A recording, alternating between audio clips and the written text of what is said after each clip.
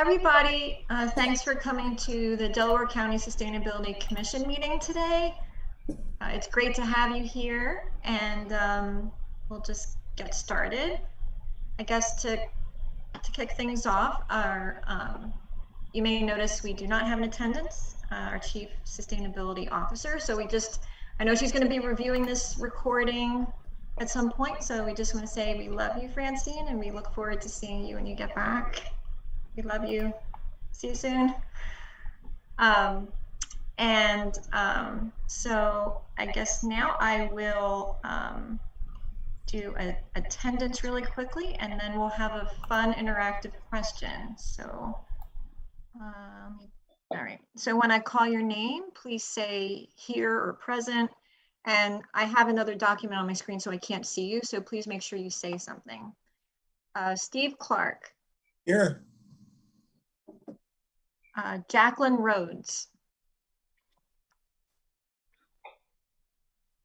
Scott Sidlow. Here. Jenny Sachs. Here. David Director. Here. Sean Stansel. Here. Becca Yurkovich. She did say she wasn't going to be here. Cephas. Present. Crystal Gald. I'm here. Okay, thank you, everybody. Just some more. Ed Warner. Mark Manfrey. Here. Thomas Schaefer. Here. Jim Warner. Here. Ed McGargy. Here. Linda Goodrich Cairns. I believe she also said she can't be here. Okay. With that, let me go back to this window. Okay. So now we're just gonna have like a fun interact. Oh, Jacqueline, great. Thanks for, okay, I'm glad you're here. I'll mark you as present. Okay, great. All right. Okay, we're just gonna have like a fun interactive game. So let me just prepare it. Okay. I'll share my screen. Okay, now this game is, oftentimes we think about not having any waste, making sure we're recycling, making sure that we use an item as much as possible, so we don't want to throw it out. We try to recycle it at least. Zero waste, but also let's think about our natural resources too, like water. I mean, water is such a precious resource, and it's finite. It actually is a finite resource, and you may not, when you look at an item, you may not realize how much water was required to actually make that item. So we're just going to do a quick game where we're going to go through some common items, and I'd like you to guess how much water was required to make the item. So you can just speak it, or you can put it into the chat. So how much water is required to make one sheet of paper? Can anyone take a guess? Does that include growing the tree?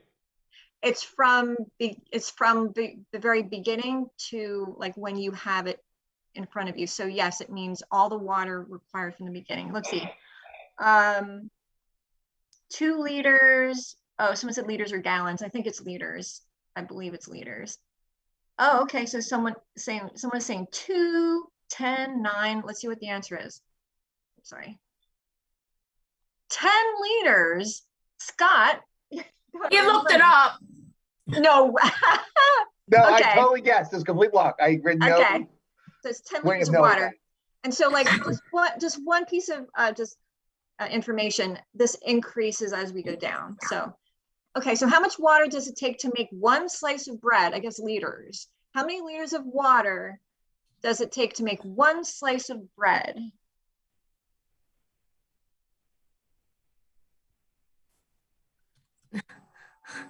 Uh, 20, okay, 20, 15, 20. Okay, let's see what the answer is.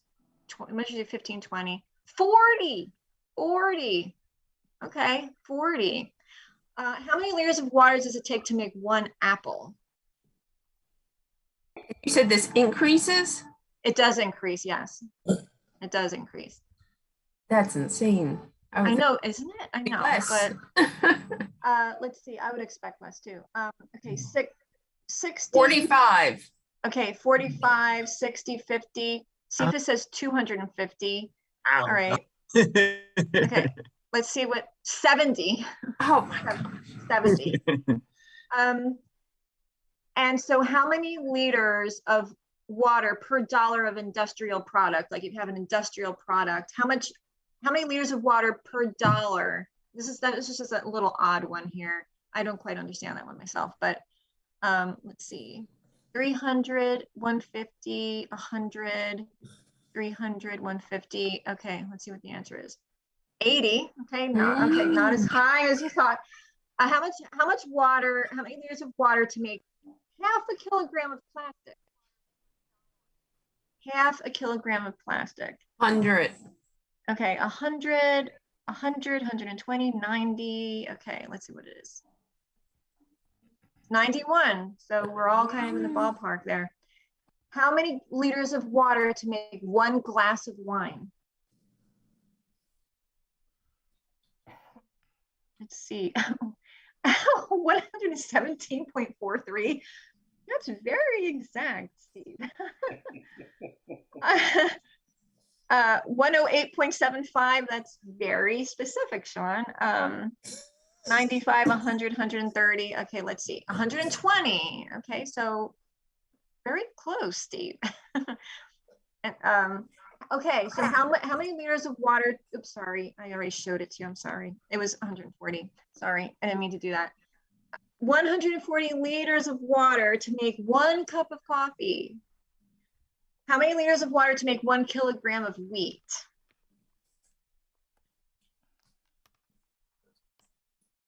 $150, $175, $150, $160. Okay, see what the answer is. 1,300. Wow. 1,300.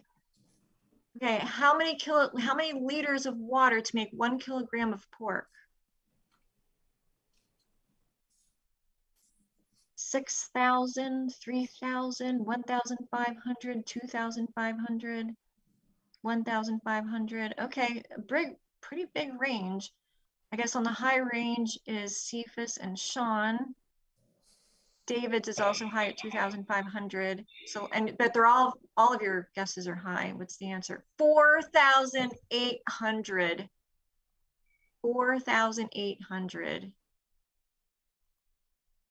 How many liters of water to make 1 pair of jeans?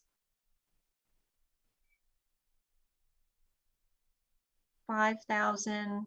Sean is high with 9,500. Think of how much water to grow 1 pig.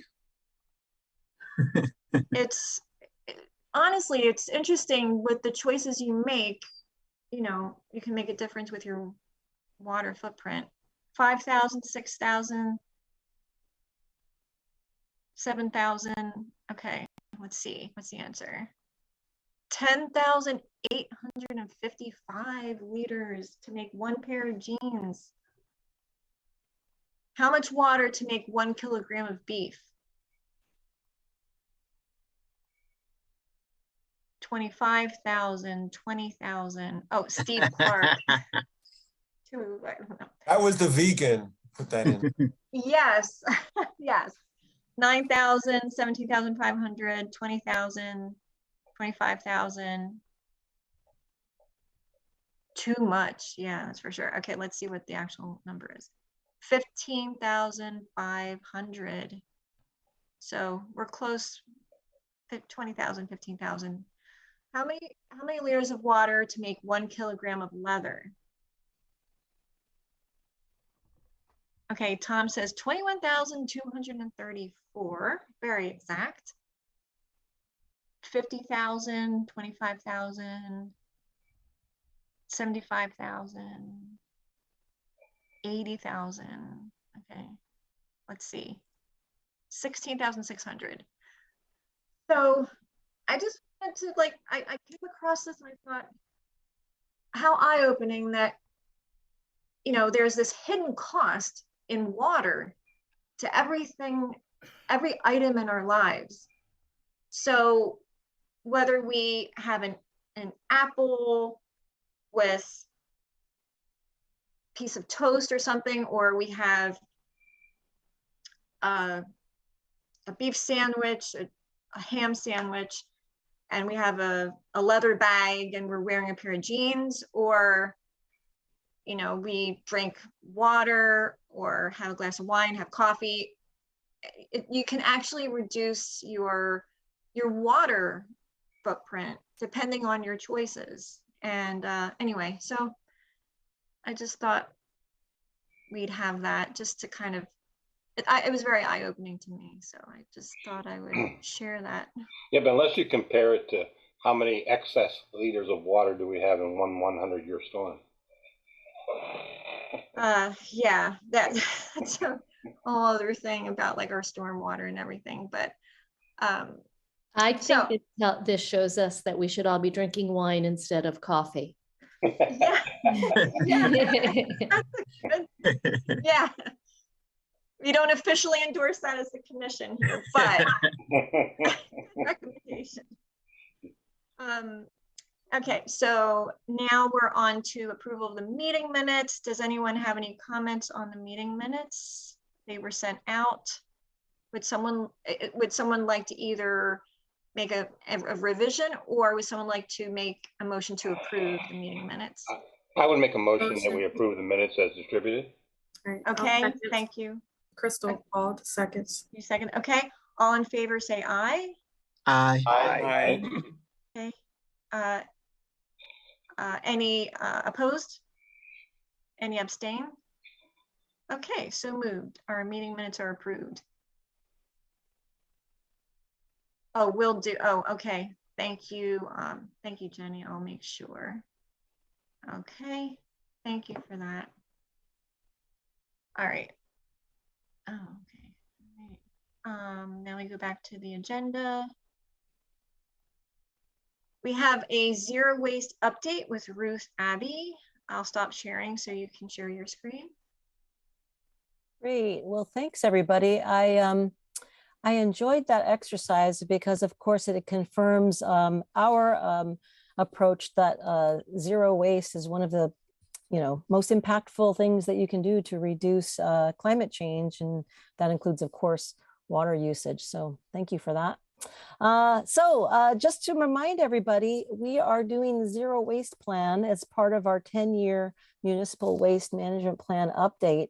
And 2 subcommittees of the Sustainability Commission are involved, along with an advisory committee that was appointed pursuant to state law. So we have a really rich, great, diverse group of folks participating in advising us. And then in order to make the program as transparent and public facing as possible, we've been conducting a series of listening sessions and public workshops. So I wanted to give everyone sort of an update on where we are in the program, and then what you can do to help us. And then if any of my colleagues that are on the subcommittees want to weigh in, please do. So just to remind you, this was in the request for proposals that were issued by the Sustainability Office. The outcomes of the planning process of this 10-year municipal waste management plan update include ensuring that the county has sufficient processing capacity and disposal capacity for its municipal waste for the next 10 years, guide the county's transition to sustainable methods of materials management using zero waste practices and following the zero waste hierarchy, and ensure maximum feasible waste reduction of municipal waste and source separated recyclable material. So I just wanted to remind you all of that and to share where we are in the planning process. We're almost kind of midway-ish, sort of depending.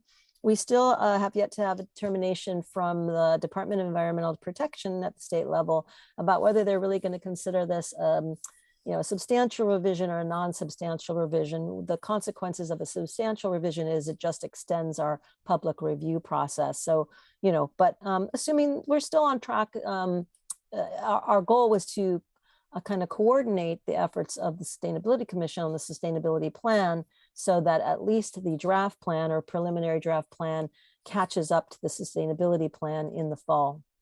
So here we are in sort of mid-May-ish, and you can see where we are. We've working on our life cycle analysis, and we're working on our waste management activities. And so I'll give you a little bit of an update on some of that stuff. But for those of you who did not attend our workshop back in April, I wanted to give you a status report on that and invite you to our next workshop on May 26th, coming up in a couple of weeks. But for everyone's benefit, what we discussed at that first public workshop, and also what our advisory committees are working on, are the goals and guiding principles of the plan. And with regards to goals in specific, those will be something that we'll be recommending to coordinate with the sustainability plan. So the goals that are sort of determined by this public process will be recommended to the Sustainability Commission as a part of your planning process. And any goals should be tied to implementable policies, programs, and infrastructure needed to achieve them. And the goals should have a method, timeline, and resources to measure them. And finally, goals should be doable but ambitious. We're not ready to say what our goals are going to be because we are still in the kind of public review process of the potential strategies, programs, and infrastructure. So we'll talk about that a little bit more. But guiding principles, so goals may become kind of midway or towards the end, but the guiding principles really come up front. And those are the principles that guide the Delaware County Zero Waste Planning process and the development of the plan. So we asked folks, both in terms of a public survey and in our workshop, if they had thoughts or comments about the zero waste principles that should guide the policies and planning for Delaware County. And we did a survey, and it included a kind of a laundry list of ideas: protect public health, waste less, diverse more, grow the zero waste economy, et cetera. And we got some feedback. We got responses to our survey, and we got a lot of great discussion at our advisory committee meetings and at our public workshop. And we kind of tightened things up, had a great discussion. Here for your enjoyment are where we are with those draft guiding principles. We will be sending these back to the advisory committee and the subcommittees, and we'll also be discussing them at the next public workshop, just to say here we are. But here, there are 8 of them so far. So number 1, center environmental justice. And this is kind of like by keeping polluting solutions out of overburdened communities. Protect public health and the environment by reducing dependence on polluting solutions. Reduce waste by enacting policies, education, and technical assistance to county municipalities, businesses, residents, and institutions. And foster zero waste culture through education and programs that reinforce the concept of zero waste and make it easier to take actions that follow the zero waste hierarchy. And then here are the last 8 so far. Strengthen zero waste jobs in the local economy by supporting existing local and regional zero waste businesses and attracting new ones and spurring innovation. Improve transparency, communication, and accountability between all parties as it relates to actions, roles, impacts, and costs. Number 7, support municipalities by providing more consolidated county-level zero waste resources and services. And number 8, hold producers of waste responsible by identifying problem products and materials and supporting policies to address them. And we can have a little discussion of those and get your feedback, but I'll just kind of go over a couple more slides and then I'll stop sharing. Just to remind you of our public outreach process, we have 2 public workshops coming up on May 26th and June 30th. At our May 26th workshop, we're going to be talking about some of the zero waste strategies that we've been researching based on the direction from the advisory committees. And then we hope to come back with sort of the draft plan elements in the late June meeting. So that's our public workshop schedule. Our advisory committee meets the first week of the month, and then we have our public workshop at the last week of the month. And we invite you all to join us, particularly to the public workshops, but also to the advisory committee workshops. And you can register through the delcopa.gov/workshops URL. So that's our public process. And just to give you a little hint and a peek at what we're going to be talking about at our next meeting of the public workshop on May 26th, we're going to be we're going to be discussing potential zero waste initiatives.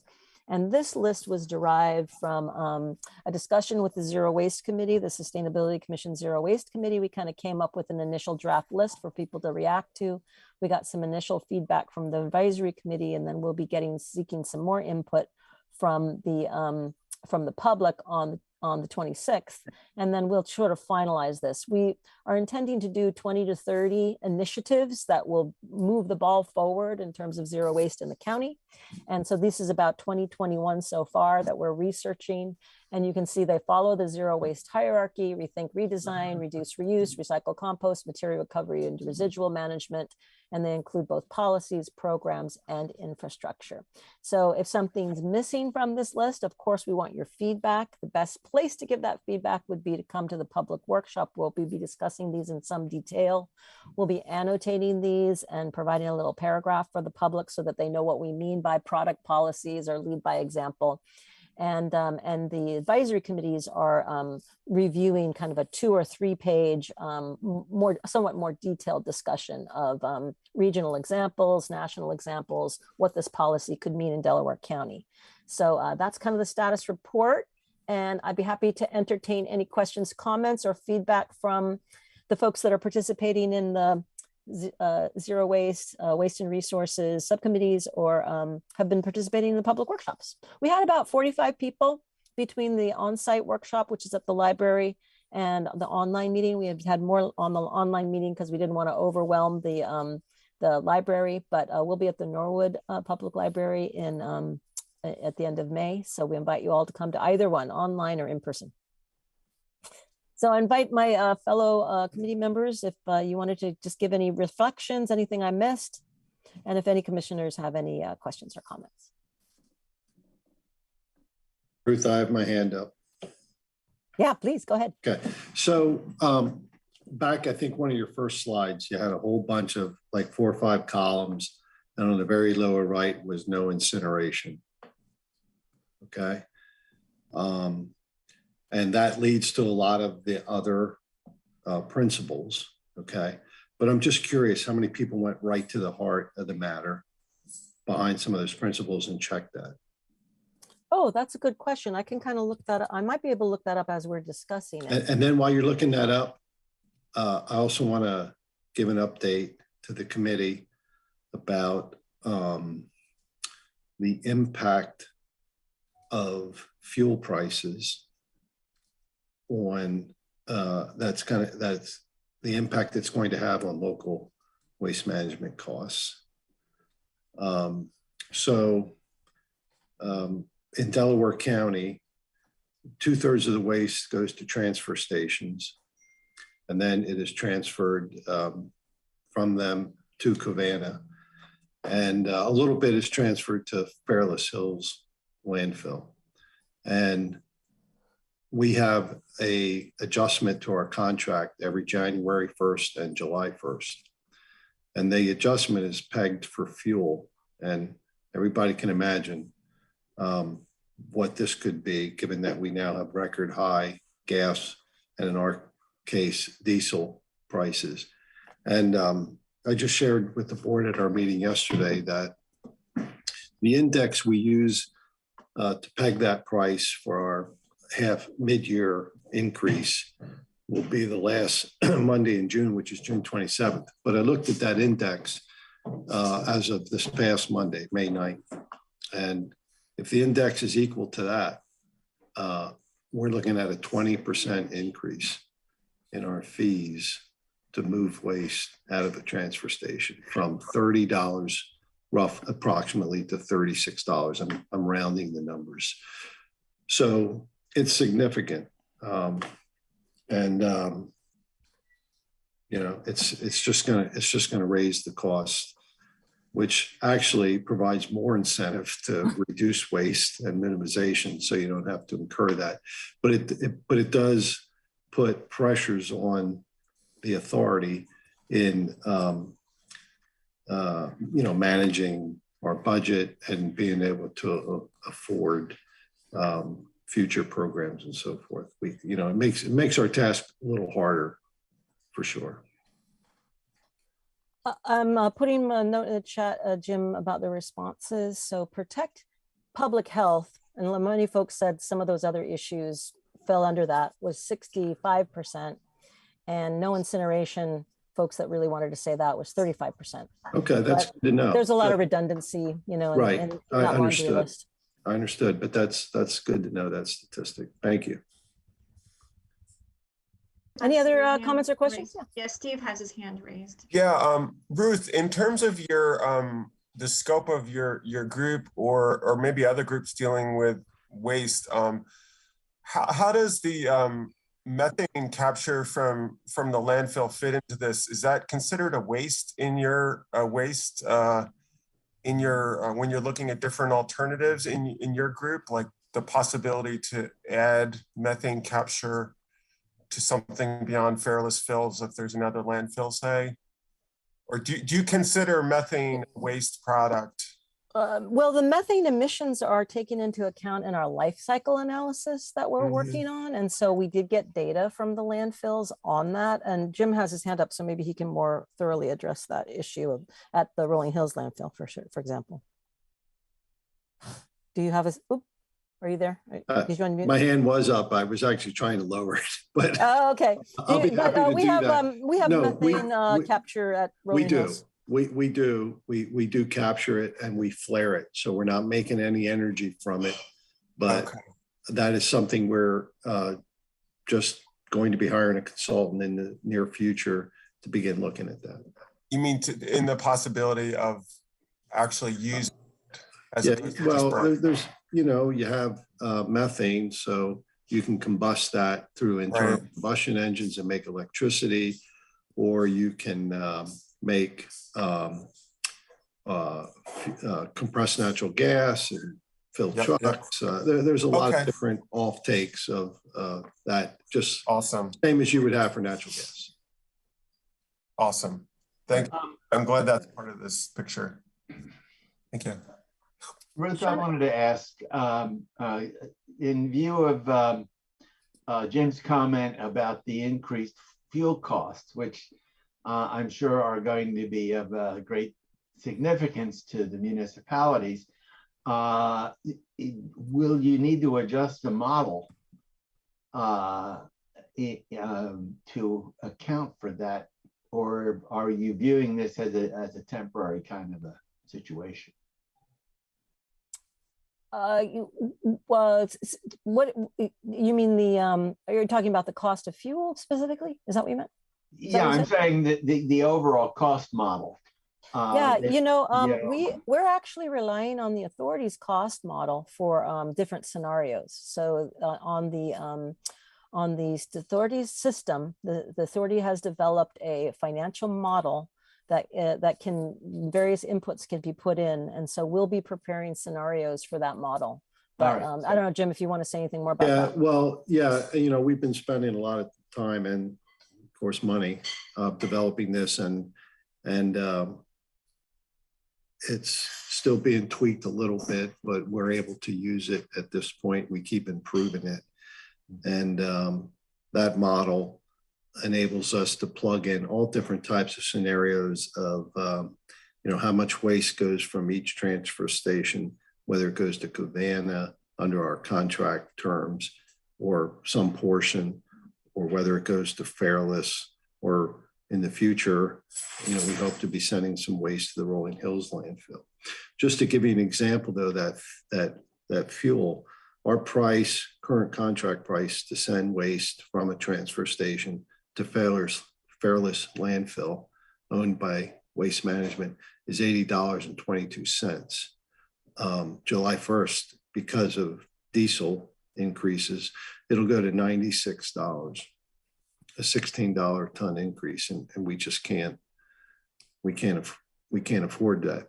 It's $96 and we only charge $79 at the transfer station, and we'd be losing $16 a ton for every ton we send there, and that's just not within our realm to lose money like that, or we'd go out of business. So now, you know, what we all have to hope for is that those price adjustments can go down too.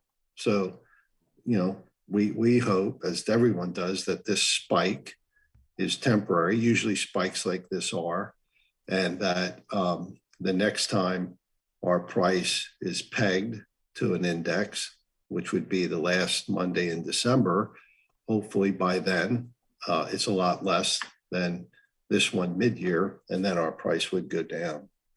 But in the meantime, we'd be subject to that price between July 1st and the end of the year.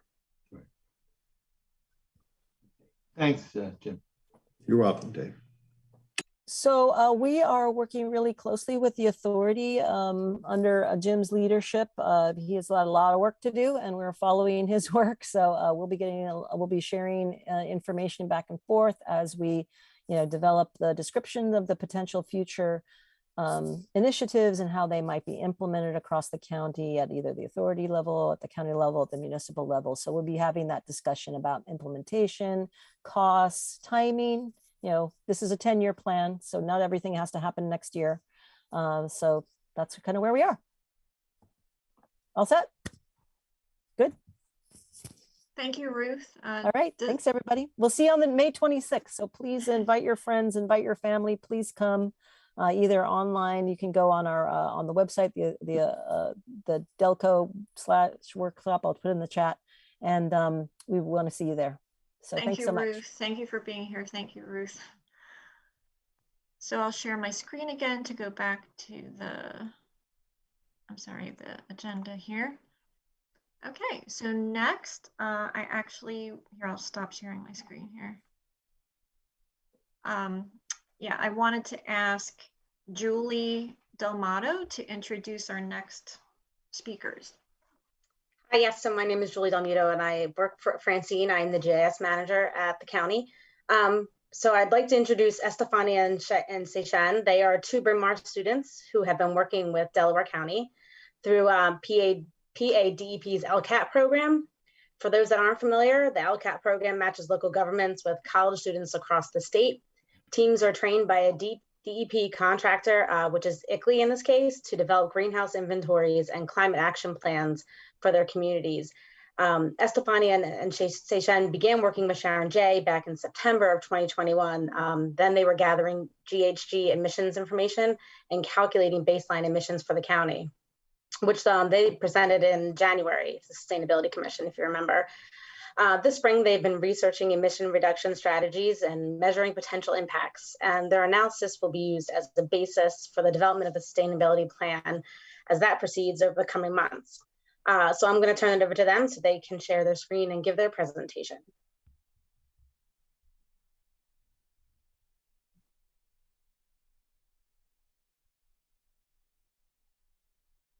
Thank you, Julie, for the introduction. Hi, everyone. My name is Estefania Torres, and I am here with my partner, Seishan. Hi, everyone. And I'm an environmental studies major with a double major in international studies, and Seishan is a cities major with a minor in environmental studies. And we're here to present to you guys our mitigation strategies project that we have worked on over the course of fall of 2021 as well as spring of 2022. In the chat, I will include a link to the document of our final project. If you guys have any trouble viewing the document, please feel free to let us know, and we'll get started. Yep, so basically today we will include 4 parts for our reports. First, we will briefly introduce the background of our program, and then we will present the project we have been conducted through the past year. And we will list 6 strategies that we imported into ClearPath and visualize their impact. And finally, we will see how it will influence the 2015 greenhouse gas emission and deliver the mitigation strategy plan to everyone. Yeah, so I will get started and providing some background context. So Julie already started giving us some background on our project. So we are participants of Pennsylvania's Department of Environmental Protection and ICLEI's Local Climate Action Program, which is a national NGO that connects students such as us, undergrads, to potential internships in our local community in creating a climate action plan. And we partnered with Delaware County as we are Bryn Mawr students. And the duration of our program was 1 year. Most of the work that we did was remote, I do want to say. But our end goal was creating a climate action plan in conjunction with the county and learning how to use the applications that were given to us, such as ClearPath, to generate a greenhouse gas inventory and forecast.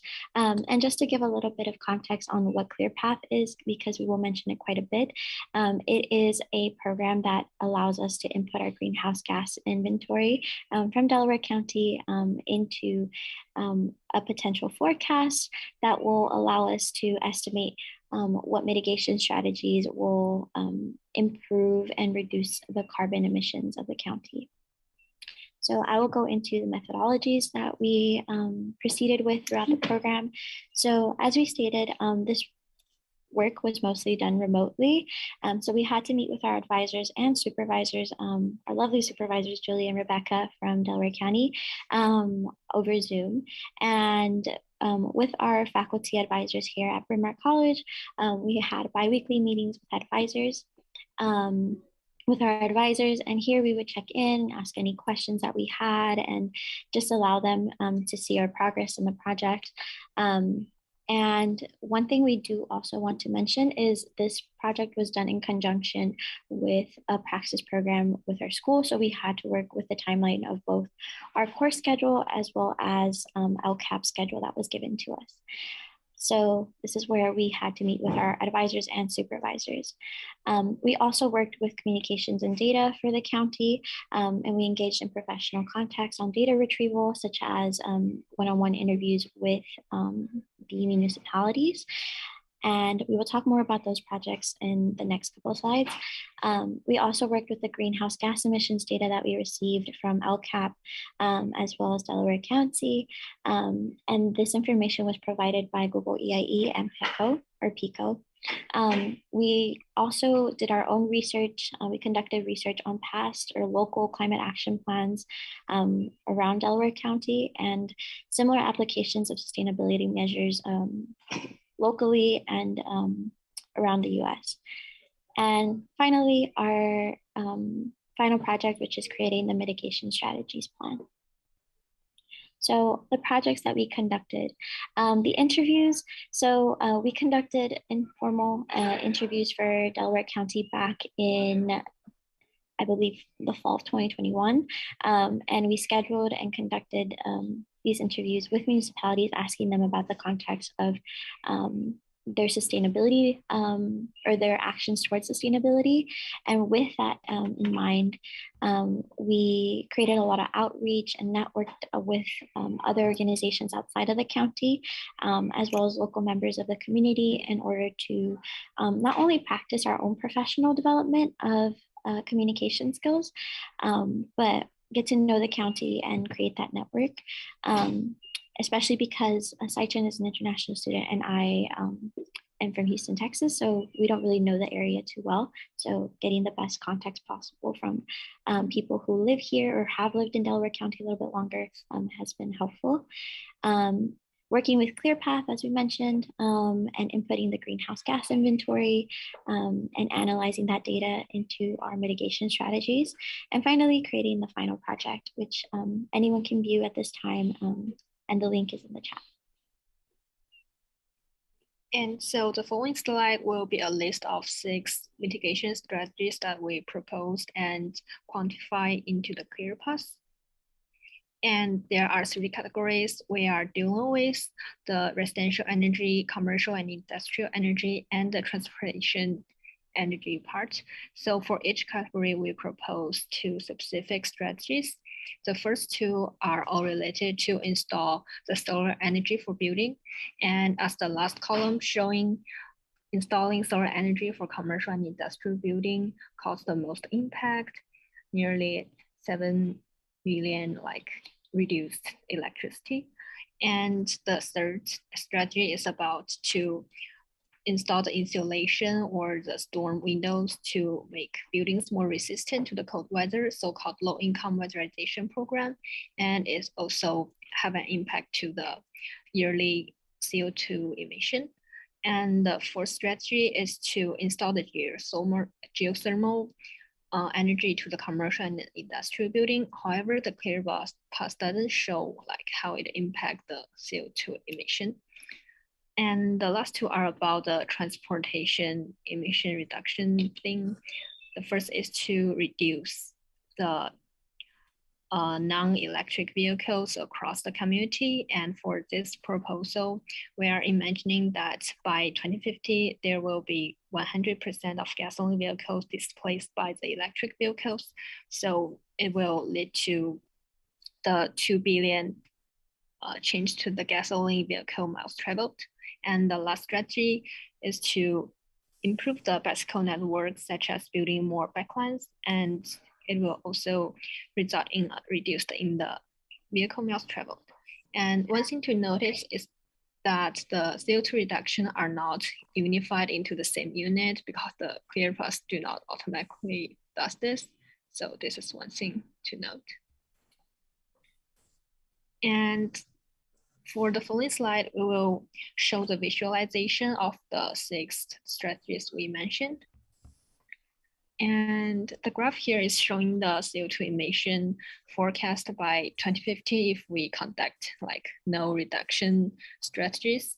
As we can see, the residential energy and the commercial energy, they are all have a slightly increase. However, the transportation energy like just slightly decreased by nature. And this prediction is made by Google EIE based on their carbon intensity growth rate.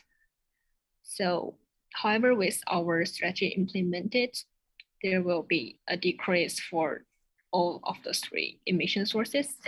For transportation, it will be reduced to 3 million, and for residential, reduced to 6 million. And for commercial, because of the huge impact of the solar energy installation, it will be negative 2 million. So in total, overall, it will be a decreased by 78% with the 6 strategies we proposed. And in our document, there are more strategies, but we are unable to quantify them based on the ClearPath platform. And so we wanted to also include a overview of our mitigation strategies project. So the duration of the project is 27 years, so 2023 to 2050, if the county were to implement some of the mitigation strategies that we have listed. And we applied the greenhouse gas inventory and the projected values or projected reduction values that we found onto in regards to our change impact variables. And so these variables are adjusted and are based on the amount of impact that it will have on greenhouse gas reductions. So if it is labeled as low, it will have a low impact on greenhouse gas reductions, higher impact. However, we do want to mention is one note that we want to mention is that not all of the mitigation strategies were included in the ClearPath data analysis because ClearPath did not have the specific variables available or the specific mitigation strategy that we had researched. And this is just more of an overview of how we structured the mitigation strategies project. So we included the topic or focus, and the 6 topics or focuses that we organized were waste management, natural resources, energy, I believe climate resilience, and a couple more. And this was based off of Delco's goals from the fall 2021 presentation that they presented. And below our topics and focus, we created the potential projects. In this case, for waste management, it is offering accessible recycling services in local communities. We included a description of what the project entails. The resources that are available to support these initiatives are included at the bottom, but the local government action is included in between these 2 sections. And if you guys want to view this, again, the link is in the chat. Yeah, and finally, we want to just say we really appreciate the experiences we have here, work with Delaware County Sustainability Office, and we really appreciate the insights we have into the environmental work and also practice some professional communication skills with our supervisors and all stakeholders we have interacted with. And also thanks for giving us this opportunity to present here today. Yeah, and thank you for your time today. If you guys have any questions, we believe we have a couple minutes. And if we don't get to your questions, you may feel free to email us at either or email on the slide. And yeah, thank you for your time. Thank you. Thank you so much. It looks like we do have a question in the chat. The mitigation strategies in the slides here are different than those on the link. I don't know if you can address that or not. Yeah, and I realized as you were talking, that was my comment. The ones on the link, I think, there's more strategies, and you're selecting maybe the most important ones here on your slide pack. I really took issue with the one mitigation strategy, the natural gas, which is really promoting natural gas under energy and ranked as high potential. I certainly don't support that as a strategy for the county. And I don't think it should be part of, it's probably outdated, part of ICLEI's nomenclature, but just want to draw attention to that. Yeah, I agree with that comment as well, but obviously I understand why it was mentioned as part of your research, but yeah. The other comment is you listed geothermal as one of the top things, which I agree with, but people in the HVAC climate space often just point to geothermal, whereas what you're really saying is heat pumps, and geothermal is actually a small slice of heat pumps. Most of them are air source heat pumps, like, you know, the mini splits we see everywhere. They're much cheaper, simpler to implement. But for some reason, a lot of communities only point to geothermal. So that just might be something to just keep in mind. I presume the intention is to switch from fossil fuel heating or promote, you know, switch from that to heat pumps in general, and not just single out a very expensive, complicated technology over air source heat pumps. So it might be quibbling, but I just a point to make on that. Yes, Steve, these are really great comments, and I was looking at some of the notes you made on there, and I think this is good feedback for us to circle back and talk about some of the stuff for a final to fix Absolutely. that up a little bit. Yeah, thank you so much. No problem. Yeah, thank you, Steve, for the comments, and as well, Jacqueline. We really appreciate it. Yeah, thank you. Thanks for all the hard work. yep, thank you for putting this together. It's really a starting point and helps us with furthering our plans all together. So this is really, really important. Appreciate it. Are there any other questions? Just one other comment I made, but this relates to the zero waste thing as well. There's quite a bit in there about recycling and appliances, and the number one climate impact thing by Project Drawdown is proper refrigeration. I mean, recycling of refrigerants like air conditioners and refrigerators to prevent the refrigerant from leaking and all that. So I don't know if that's part of the zero waste or finding some way if someone has an old AC.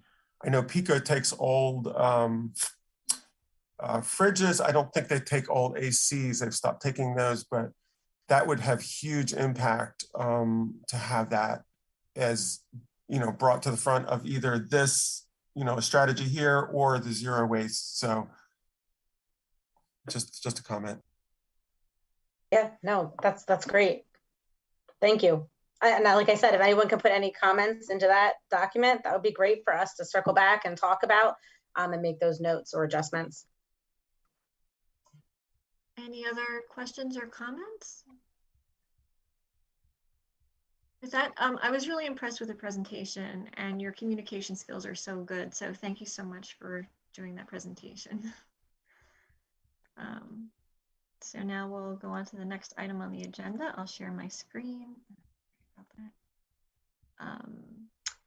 Sustainability Conference Summary and Discussion. Danielle, I don't know if you're here, or Sean, if you would like to give an update or results. Thank you. Yeah, I can talk about that for a little bit, actually.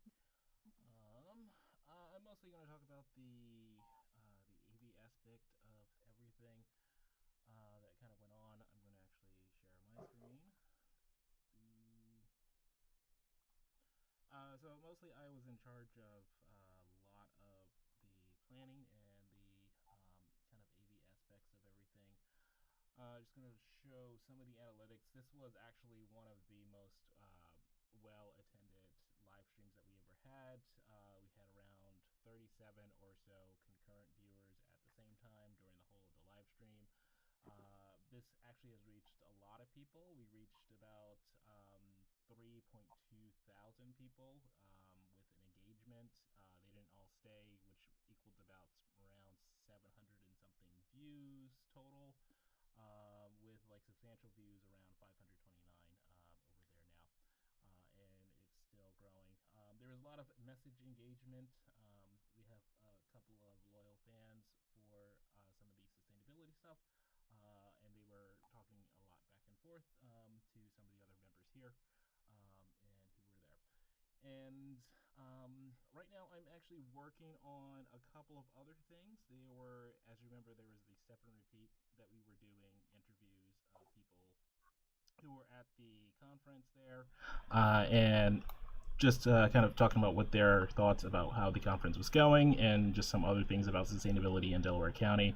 That video is getting edited down as we speak now, and that should be going up within the next week or so. There's a couple more things that we need to do about that, and yeah. There's a couple other things we're working on for next year, just to kind of make everything a little bit easier on the planning side. Danielle's going to talk about that.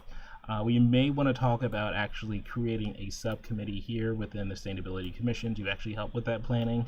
So people who are interested in sustainability and who are actually on the committee can actually take a look at what we're doing and find other ways that we can kind of improve things and make things better in the long run. So that's pretty much it. Danielle, do you want to talk about some of the other things we did? Yes, of course. Thanks, Sean. And good evening, everyone. And certainly in Francine's absence, I know she would want to thank all of you for your support and participation in the day. And then certainly to thank you, Carol, for volunteering to MC the event and helping us for this first go around to be a success. I think so. As a team, we did have a quick debrief, knowing that we'll want to dive in a little bit more as we start to think about next year as well. But I did share with Carol that I thought it would be helpful to just share with you some of the high level items and things that we had talked about as an internal county team working under Francine. So kind of a couple of different areas, but I'll start with the venue. I think we were very grateful and appreciative and thought of having the Subaru Park as a venue. But I think one, not only with the engagement that people want to have with each other and the fact that we've got the display tables and people wanting to share information that way, but also being able to create some barrier of the sound between those who are presenting and covering a session. So one of the things we are just discussing is an alternate venue, or looking at some other, considering some other venues for next year. I think there was a huge bonus for us to be in Chester, and if there was a way to continue that or to have some offshoot of the conference still occur at Subaru Park. So we were talking about that, but we do think we need might potentially a different type of venue to support it moving forward. We did talk also about the speakers, and that we thought that there were, I mean, the subject matter that the subjects that were covered and the richness of the information that was being provided and shared was really great. And so we also just talked about, how, whether or not we should move in a direction of maybe having less topics, but a deeper dive, or being able to still continue to have kind of that menu of the different areas that were covered at the conference. And I think we all noted that, and what I thought was actually really great, even just being there, is that people really wanted to engage in conversation and wanted to ask questions and have opportunity to do that. So we want to be sure that we structure time in to do that. So part of that is making sure we're giving speakers better direction, being clear about sort of length of time for presentations, but also being able to pivot quickly to having the opportunity for conference attendees to engage with each other, as well as to engage with the speakers on the topics presented. We also did talk about the fact that we think it might be good to think about it as a multi-day event rather than doing everything on one day. I think the agenda and getting everything in was very ambitious, between the building tours and having the EVs outside and having the different sessions that were going on throughout the day. So we are exploring the possibility of maybe having it be 2 days next year, which again, I think would hopefully allow for, time for questions, deeper dive, people to be able to engage and network with each other.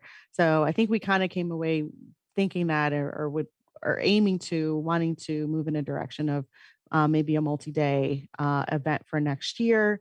I think we also talked about and thought and agreed it would be good to stay aligned with kind of that Earth Day week, either leading into it or immediately following that. That was a nice connection to all of the work that's happening around sustainability in the county. Just a couple of other things.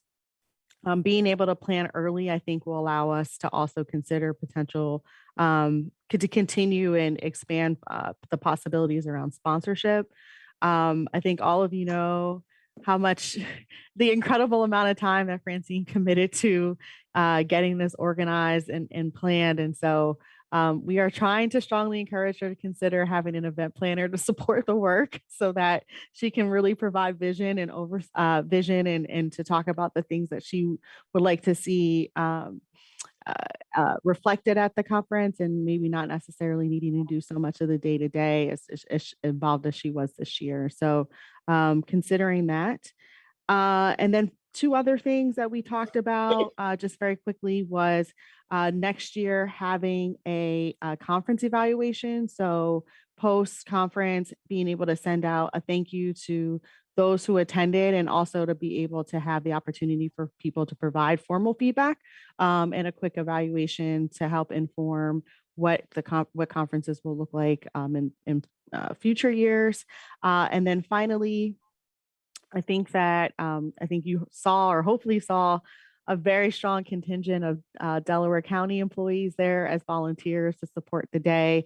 And then just noting internally for ourselves that we want to be sure that we provide some training for them and review expectations and roles and responsibilities and how we can utilize them throughout the day. So again, for all of you who are able to participate, and whether as a speaker or as attendee, and on behalf of Francine and really the entire sustainability team here, really just want to thank you all for contributing to the success of the first conference here in the county.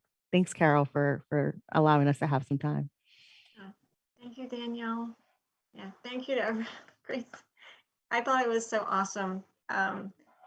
So thank you, Danielle, and thank you, Sean. Does anyone else have any comments you would like to share, and that Danielle and Sean can take back for next year? Shared in the chat that a possible venue was the John Hines, the Environmental Education Center.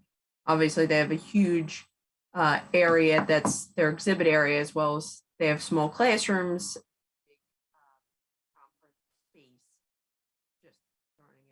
But I also just wanted to say that it was great and definitely goes down in history because it's the first event ever held by Delaware County.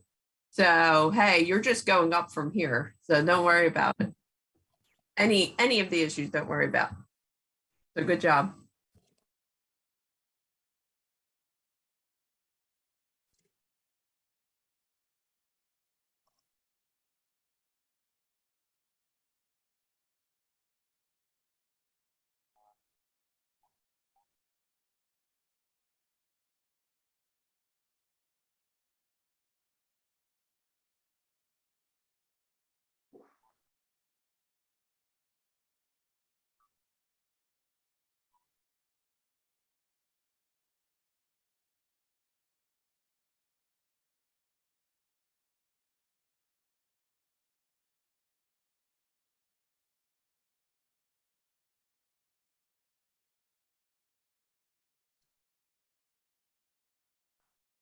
Definitely. Does anyone have any other comments you would like to share?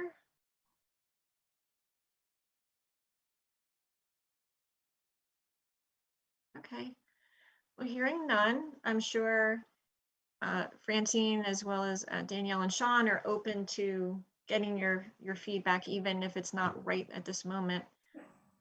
So thank you, Danielle. Thank you, Sean, for that update and that about the summary of the conference. I thought the excitement was just palpable. You could just, it was just so exciting. So like Jacqueline said, we're just going up from here. So thank you. Is there anything else you wanted to say, Sean or Danielle? No? Okay. I'll share my screen again to go on to the next item on the agenda. Sustainability Manager Update, Councilperson Schaefer. Hello, everybody. So I'm very sad to say I do not have any news. So I have made some inquiries and I have not gotten any feedback.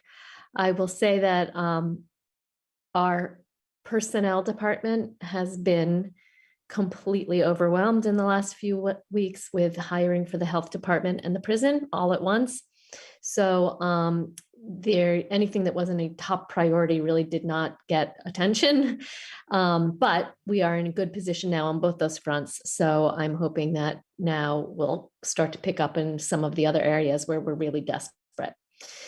So hopefully by the next meeting, I will have a great update. But if I may, I have another item that I wanted to bring to the attention of the commission, which is really just a heads up item, but I wanted to make you aware of it. At our council meeting next week, we are going to be voting on and having a presentation about a new partnership effort that is sort of very creative, sustainable project. And it's a little hard to explain, but I'm going to try. It is basically a partnership with a solar developer and some other entrepreneurs. And we are looking to utilize some of our unutilized county land. We have a lot of land around the prison and we have a lot of land around Fair Acres, but this particular pilot is around the prison.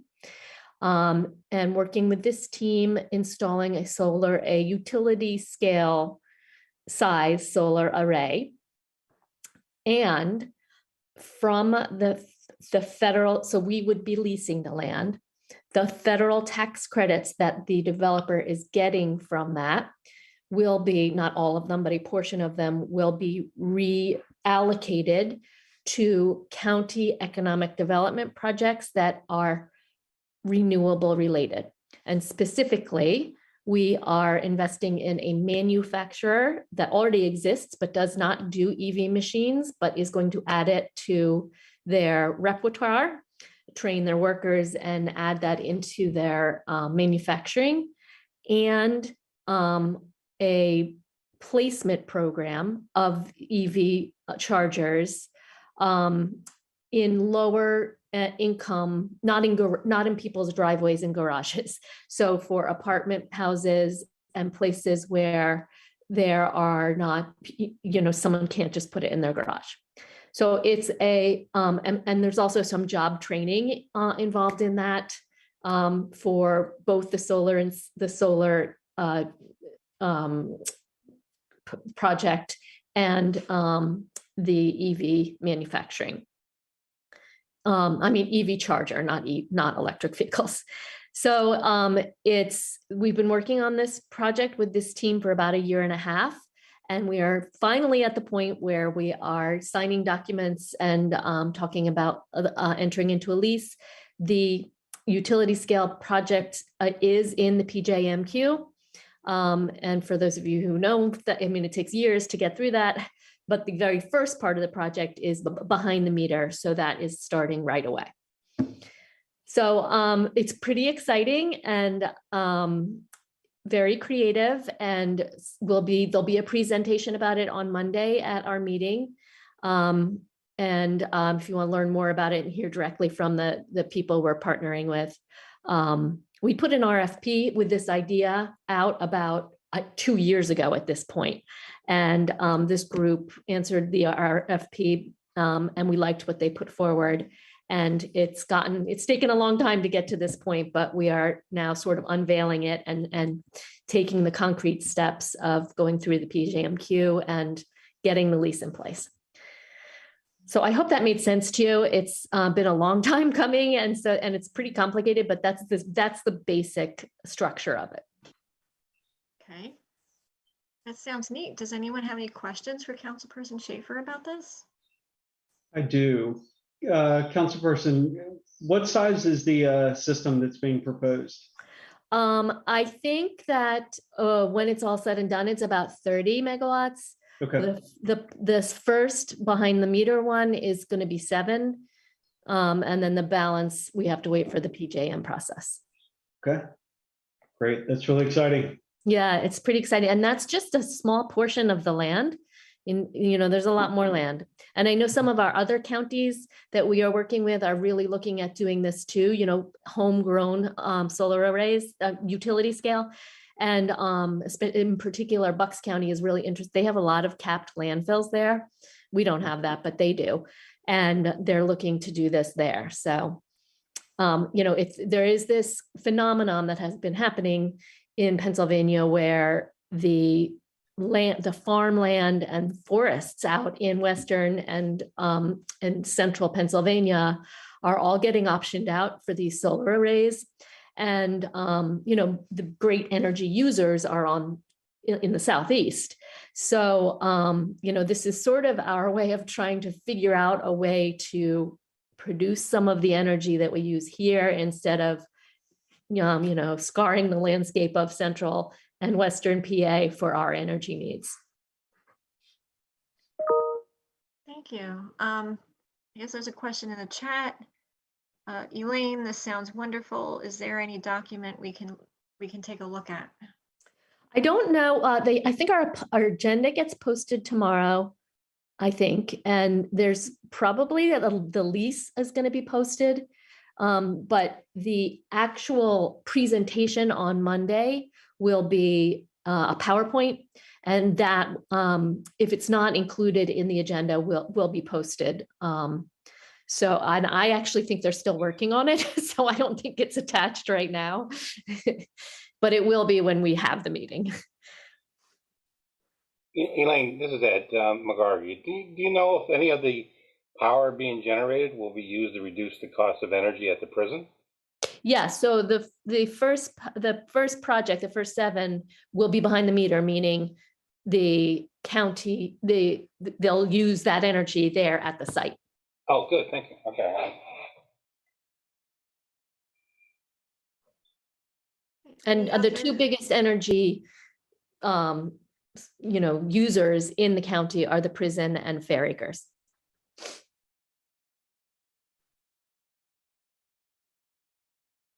Any other questions for Councilperson Schaefer? Steve Clark mentioned thank you for your leadership, and I'd like to say that too. Thank you so much for your leadership in all things environmental, actually. We really appreciate it. Thank you. Well, you are welcome, and please keep your fingers crossed that this actually works. Okay. Yes, we will. Well, thank you. So I'll go to the next item on the agenda. I'll share my screen. For your leadership, and I'd like to say next is America the Beautiful Challenge. Jacqueline, would you like to say anything about that? Yes, I want to share, and of course, many of you may have heard about this, may have not. Maybe the county's already looking into some of the details, but it just announced through the National Fish and Wildlife Foundation that they will be administering a grant program for approximately 85 million, bulk of which will be available to government agencies. It looks like to me right now it's bulk to states, as well as they're really trying to get tribal groups or tribal affiliated organizations to apply. There is a portion of funds that's available to, let's see here, it says specifically to support outreach and engagement with private landowners. And usually they're looking at working lands that align with the Natural Resource Conservation Service goals and framework. So it looks like to me a good opportunity. Bulk of money will be used for protecting lands, doing ecological restoration. And I thought, you know, what an opportunity.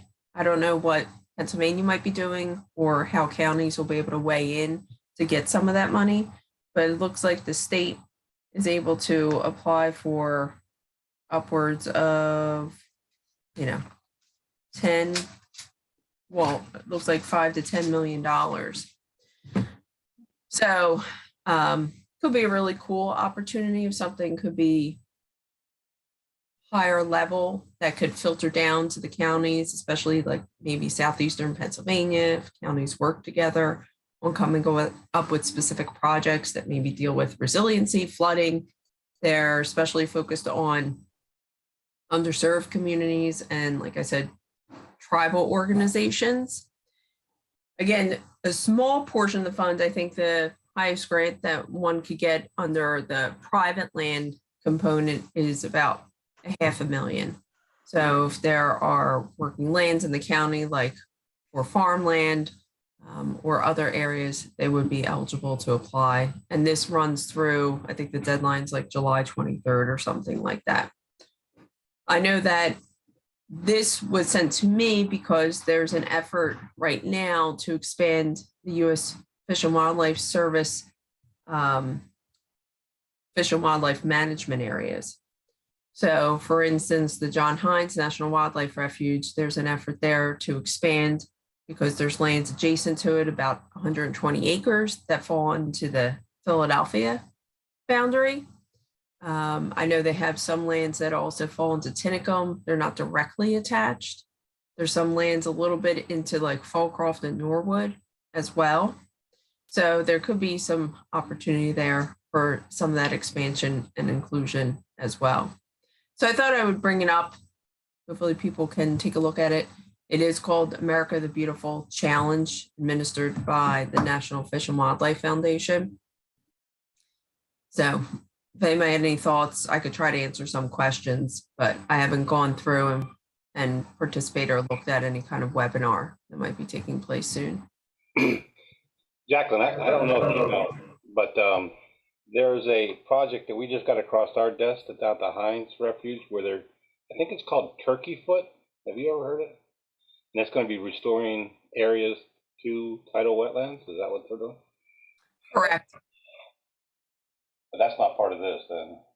No, they did receive funding through directly from Department of Interior, but then they also received some additional funding through the National Fish and Wildlife Foundation to do this restoration. And I'm on the board for the Friends of the Hines Refuge, so we're helping to administer and put those funds into the consultants' hands that are doing that work. It could have been easily applicable to this grant. Yeah. They already have the money, but there are definitely other opportunities for restoration, you know, in that area. Thank you. Mm-hmm. Any other questions for Jacqueline? I see, thanks, Jenny, you sent the link in the chat. Does anyone have any other questions? Okay, well, at least, you know, we can take a look at the link and maybe have a continuing conversation even after today.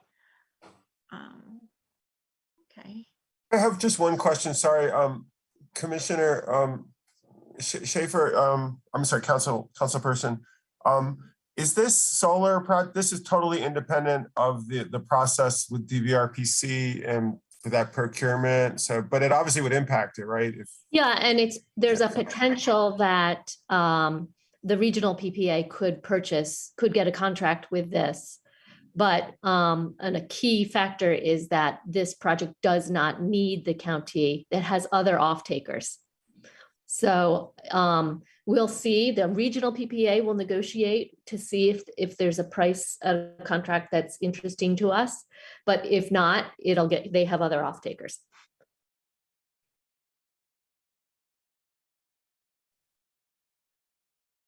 Okay.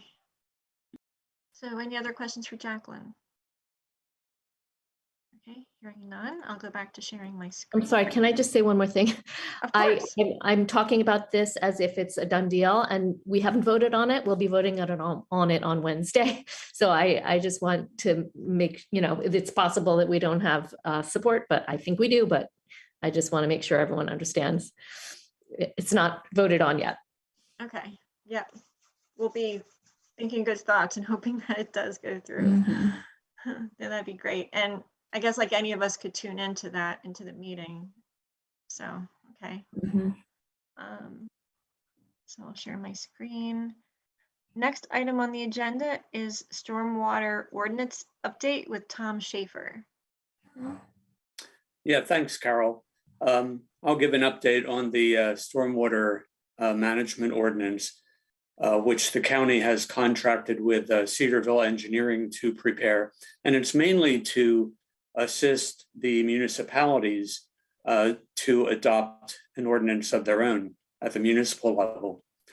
A stakeholder meeting was held on Zoom on April 19th, 2022 to go over the draft of the ordinance. There were 35 attendees. The draft was also made available online for a comment period. The comments received during the meeting and received by email have been completed and addressed. The comment period has ended, and the final draft will be available in the coming weeks. The final draft and the document of comments will be made available on the Planning Department's website. It will also be sent to DEP for review.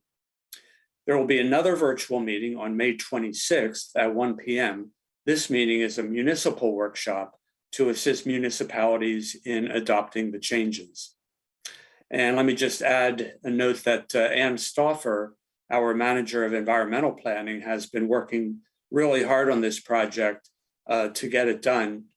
And she actually took today off to attend her commencement ceremony. She got her master's degree in public administration from Widener, so we're all very happy about that. And Ed has been on the committee, so if he has anything to say, Ed, feel free to.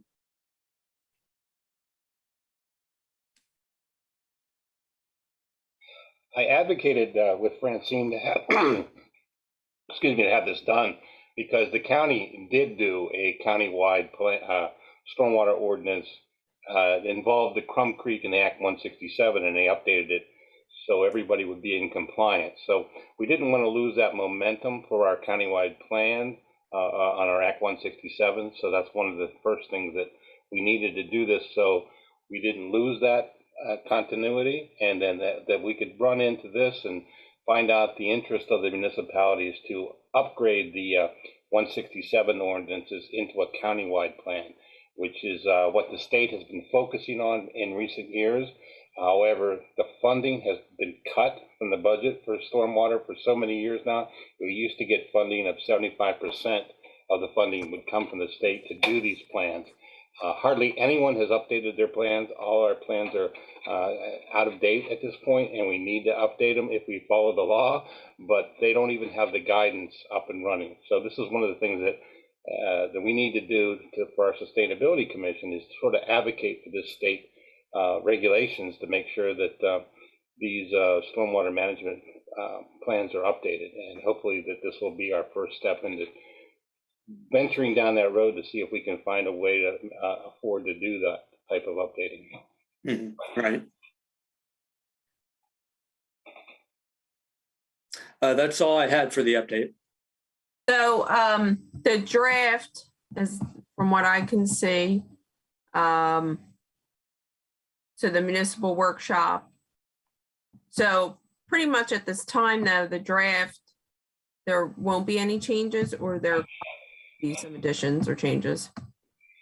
There may be some last minute type of changes. And of course, we have to wait to see what DEP says once they review it. So, we'll have to wait and see. the update is pretty prescriptive by DEPR. It's called the 2022 Stormwater Ordinance, and every municipality in Delaware County has to approve this by August of this year. So it's pretty prescriptive. There's not a lot of room. There's some optional stuff for each municipality to consider, but it's not really what you call groundbreaking and innovative into changing things. We're just trying to meet the regulations and make sure that everybody stays in compliance as we move forward. So there's nothing that would require for where redevelopment happens in an area that they're required to capture a certain amount of stormwater, or is there anything in there like that? And my apologies, I just went through the table quickly to look at some of the changes, but and if you have to answer, I could go to Ann, but. Is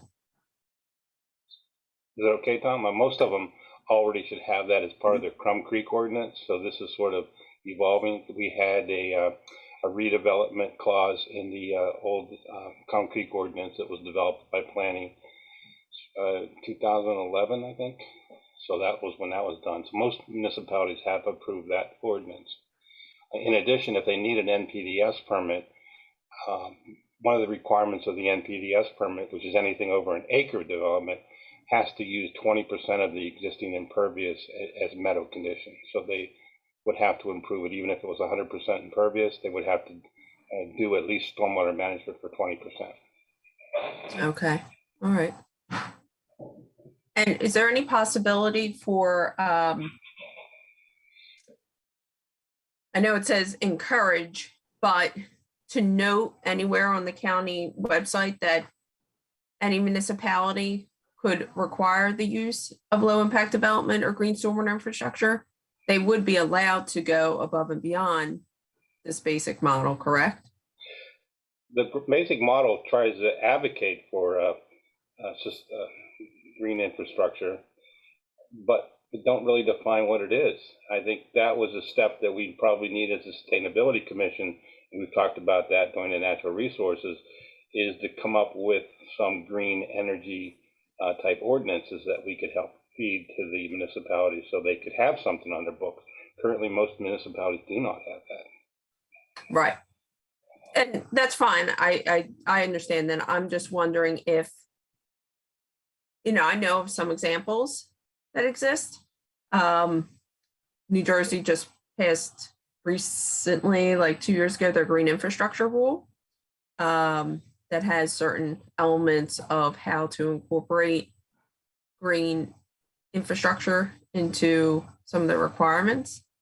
So I'm just wondering if, again, it doesn't require it, but letting municipalities know that they can is, I think, a key provision. Not that you would put that in ordinance, but that somewhere, some way, municipalities can know that they have the ability to do this if they so choose. The ordinance, the draft order, did you look at it, Jacqueline, or have you read through it? I just went through the table right now where okay. Low impact the development. Low impact development is just, that was one of the arguments we had with the municipal and internally, is it says that stuff, like it just sort of pays it lip service. It doesn't really get into it. So in other words, yes, it encourages the use of green infrastructure and stormwater infrastructure and low impact development, but really doesn't go into much detail about what that is. That's probably not going to be in this stormwater ordinance, but it could be part of the municipalities' future goals here, trying to get that on their zoning and in their planning subdivisions development. Mm-hmm. So as long as the municipalities adopt this version by August, if for whatever reason they were given a stronger ordinance, they can adopt something that was stronger. There's many optional phrases that they can go stronger in. Okay. But like I said, I think the goal is to find out what the municipal interest is in doing the 167, because we're required, even though the Act 167 law says that we have to have these updated, but no one does. And the region and the central office of Harrisburg is behind because the guy that was in charge retired. So they're working on some language, and our consultant from Cedarville Engineering, Beth Euler, is working on trying to get that information to us, so we'll have that to move forward.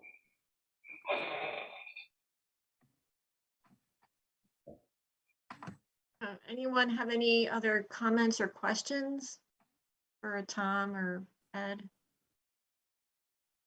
I'm sorry, I have one more. Please. If I would be able, or Sustainability Commission members would be able to join and just to listen in on the municipal workshop meeting, or will there just be another one that we can attend? I'll have to check with Ann Stauffer and see how that can, be worked out. I think that would be a good thing for you to participate if you could. Okay, great. Thank you. Thank you. And thank you, Ed, for helping me out here. No problem, Tom. Yes, thanks, Ed. Go on to the next item on the agenda. Okay, review action items from the last meeting. I believe there was only one action item, which was, I think we were going to, I actually was a part of the meeting that I couldn't attend, that I think Jacqueline, you were chairing it at the time, but I think it was, Francine was going to reach out to start to have some meetings with regard to the sustainability plan, I think, but we can follow up with Francine at a later time. Is anyone aware of any other action items from the last meeting?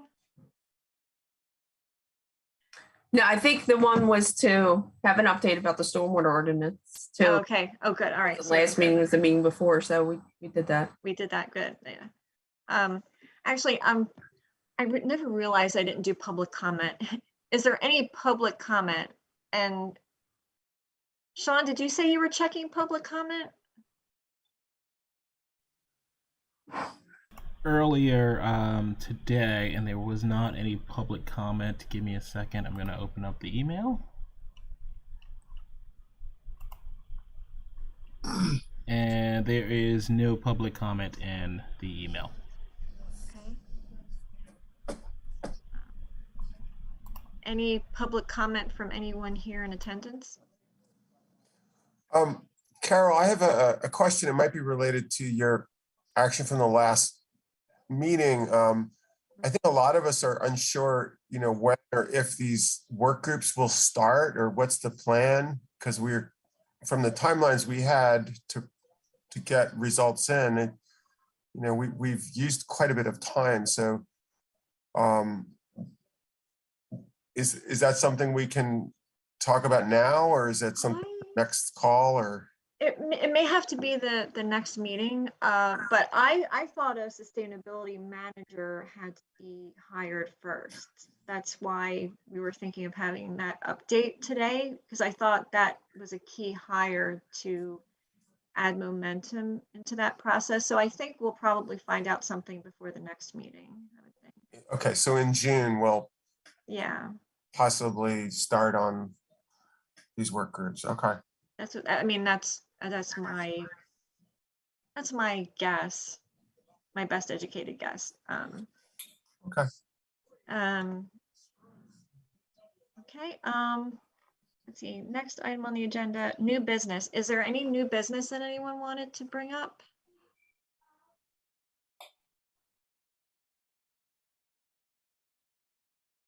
Okay. Hearing none. Action item review from today's meeting. Let's see. Any of us who can attend the Zero Waste public meeting on May 26th, we should do so. I don't know if Councilperson Schaefer is still connected. When is the Delaware County Council meeting? Is it Monday? It's Monday because of election. It's usually Tuesday, but election day is Tuesday. So it's Monday next week, and it starts at 10 o'clock. And this is item 9 on the agenda. So probably we will get to it till like 9:30. And I would tune in to the agenda and not wait for the Wednesday council meeting? Because I'm not 100% sure that it will get presented twice. It might just go on our consent agenda. So Monday is the time to tune in. Okay, all right, thank you. And then we should look into the link for the America the Beautiful Challenge. I didn't have any other action items. Well, I don't know, I would call an action item from today, but get an update on the charging stations, the public charging stations, where they were going to be, if there's been any updates on the list of locations, potential locations. Okay, sounds good. And then, oh, that's a good suggestion, Steve, about the work groups. Okay. Any other thoughts for action items from this meeting? Yeah, I think Francine had wanted to hold off on the work groups until we had until there was the new hire for the sustainability office. Yeah, I mean, the action item is just to, ask about it. It's not for us to take an initiative and like start anything. It's just to kind of follow up with Francine and just talk about maybe starting up the groups or, just following up. Yeah, might not be a bad idea just to get in touch with everybody and bring them up to date a little bit. Okay. Yeah, especially if we're gonna start in June or July, and a lot of people are gone in the summer, and I thought we had to be kind of done, early fall. I guess that would have to be changed, but I think we're all scratching our heads what's going to happen. Okay, well, we'll figure out an update or check for an update on that. So when would our next meeting be?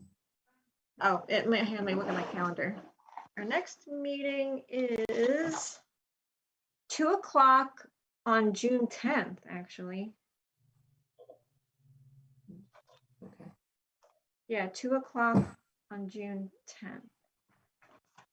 And people's terms expire again, right? Coming up in the early fall. I just want to flag that now because last time we forgot.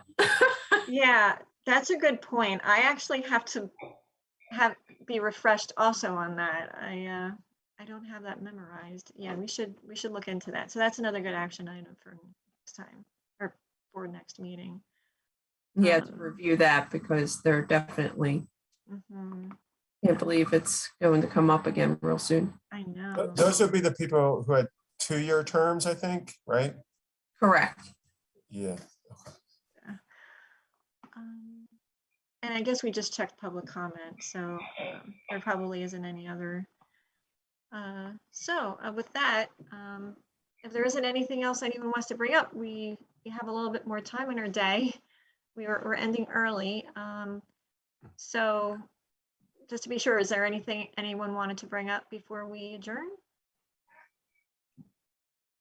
Okay. With that, would someone like to make a motion to adjourn?